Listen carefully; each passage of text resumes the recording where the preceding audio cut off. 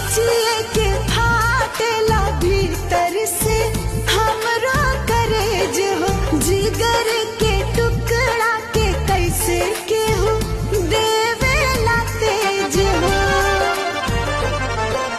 सोचिए के फाटेला भीतर से हमरो करेज हो, जिगर के टुकड़ा के कैसे केहू देवेला तेज हो। कम बाटे जितना भी कौनी बखान हो, चुटकी भा